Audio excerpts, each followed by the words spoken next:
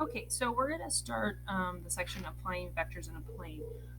The very first thing they talk about is applying forces. Okay, I'm going to show you kind of another way to do the problems that are done in Edgenuity that I think is a lot more straightforward. Um, but we can do the Edgenuity way. Let me know, and I can make a video using their way. Okay, so we have two forces acting on an object. Okay. All right. And they will have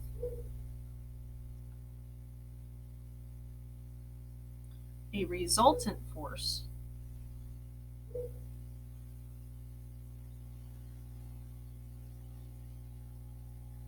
equal to the sum of the two vectors.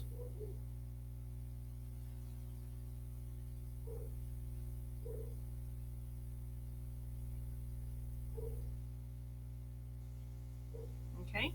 So usually when we talk about forces, we don't give you component form. Okay. So if I have two forces, usually what we do is we give you the magnitude of the force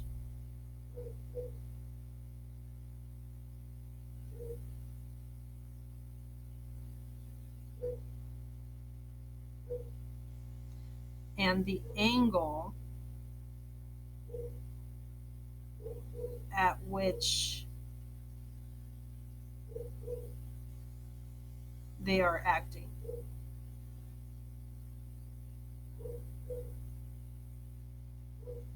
Okay, so we're gonna try a very kind of basic one. Okay, all right. So we have two forces. Okay, one has a magnitude of 150 newtons, and its direction angle is 30 degrees. Okay, then we have another force called force 2, and it has a magnitude of 220 newtons, and it has a direction angle of 0 degrees. Okay, so what's a newton? Okay, a newton is a unit of force. Force is defined as mass times acceleration, so it's basically in kilograms and meters per second squared. Okay, it's called a newton. Um, it's named after Isaac Newton. There's also another unit called foot pounds. So that's what the units are. Okay, so I usually find it useful to draw a picture, especially when we're doing physics problems because it gives you an idea of what the heck is going on. Okay. All right, so I'm going to draw the 0 degree force first, and that's 220 long because that's the magnitude. And then I'm going to draw the next force, that's 150 newtons, and that acts at 30 degrees from standard position, or 150 newtons. Okay, now, what the what Edgenuity does is it uses the law of cosines. I'm going to show you another way. So the first thing I'm going to do is I'm going to put my vectors into component form because they're not. Okay?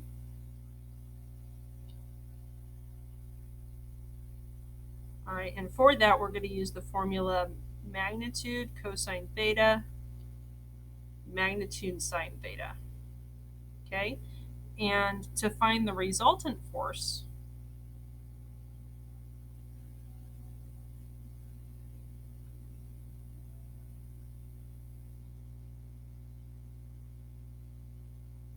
okay, we're going to add in component form.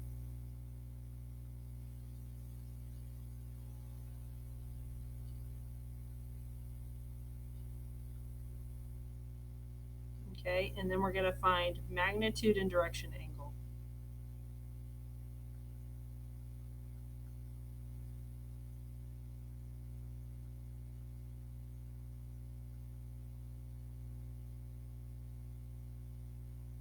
Okay, so here we go. So force 1 is going to be equal to 150 newtons times cosine of 30 degrees, comma, 150 newtons sine 30 degrees. Okay, so if I remember what cosine 30 degrees is, that is radical 3 over 2. Sorry, I forgot my radical. And then if I remember what sine of 30 degrees is, that is 1/2. So if I simplify that, I get 75 radical 3 and then 75. Okay, for force 2, I have 220 newtons cosine of 0 degrees, comma, 220 newtons times sine of 0 degrees. So if I find that, 220, cosine of 0 degrees is 1, 220, sine of 0 degrees is 0. So force 2 is 220 degrees, 0. Okay, so to find my resultant force, which I'm going to call F sub R, I'm simply going to add. So we're going to go 75 radical 3, 75, plus 220, 0. It's going to look kind of messy, but that's okay. So it's going to look like that. All right. So now I have a couple choices here. So depending on the tools that you have, you can, just type this into a calculator as is. You can find the decimal approximation, anything like that. So what I'm going to do is I'm going to find the magnitude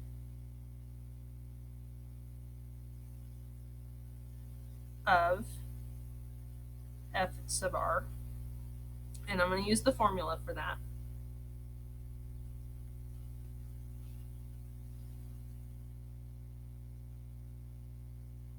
Okay, which recall is a squared plus b squared square root. Okay, so let's see here.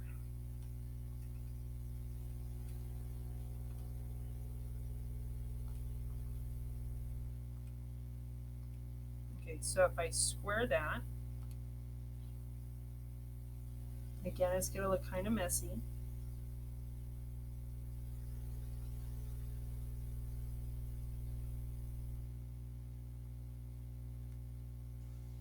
Big old square root. Okay, so if I square the first term, I get a fairly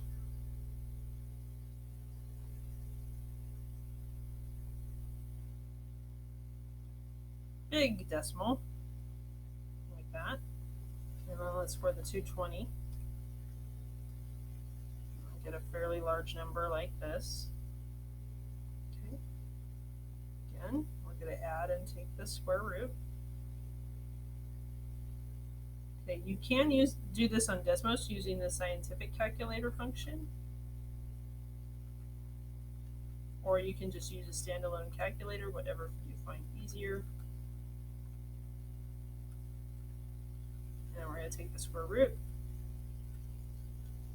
I get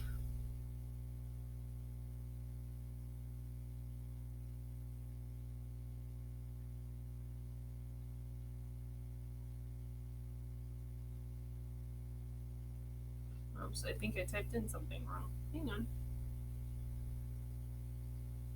Okay, there we go. Let's try that again.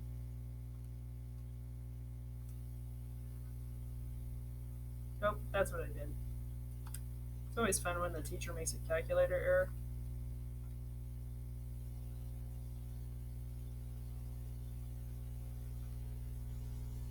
Okay.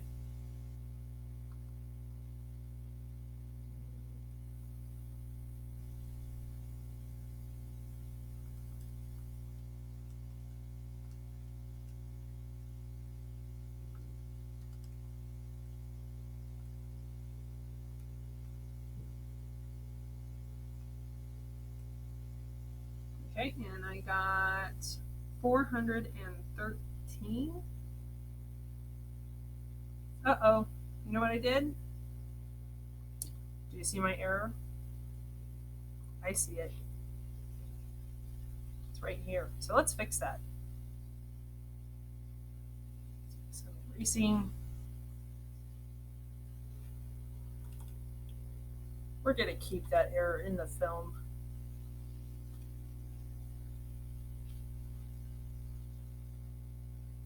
Make any more?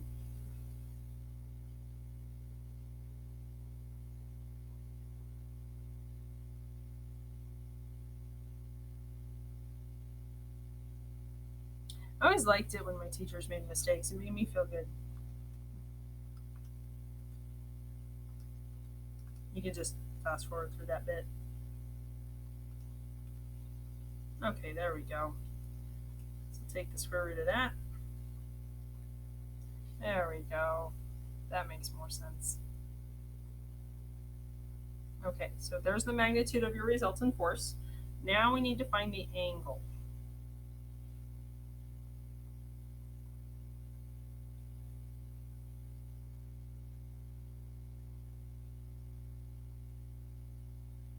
Okay, so what you're going to do is you need to know where your vector lives.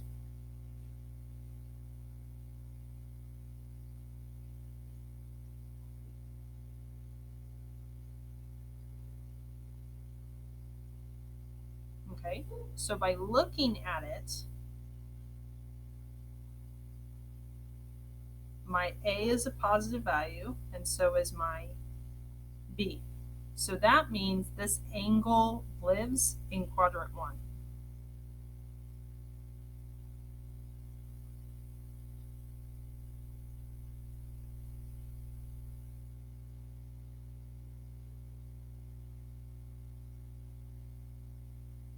Okay, since it lives in quadrant 1, that makes the tangent of theta easier to deal with because I don't have to do an adjustment. So we're going to use the formula tangent theta is equal to B over A. So tangent theta is 75 divided by 75 rad 3 plus 220. We're going to use the tangent inverse. And again, you're going to use whatever calculator you're most comfortable with.